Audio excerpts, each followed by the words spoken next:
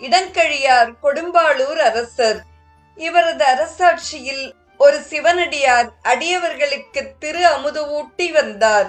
தொடர்ந்து திருப்பணி செய்ய முடியாமல் வறுமையில் வாடிய அவர் அரசன் சேமித்து வைத்திருந்த நெற்பண்டக சாலையிலிருந்து நெல்லை திருடினார். காவலர்கள் அவரை கைது செய்து மன்னன் முன்னர் நிறுத்தினர். சிவனடியார்களுக்கு உணவளிக்க என்னிடம் அரிசி இல்லை, எனவேதான் தங்களிடம் இருந்த நெல்லை திருட முயன்றேன் என்றார் அந்த சிவனடியார்.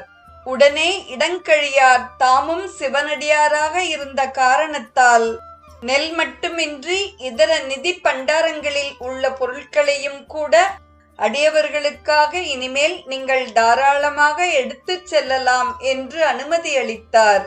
ஆண்டவன் அளித்த சொத்து அடியவர்களுக்கு உரியது என்ற எண்ணம் கொண்ட இடங்கழி நாயனார் சிவபெருமானின் திருவருள் பெற்றார்.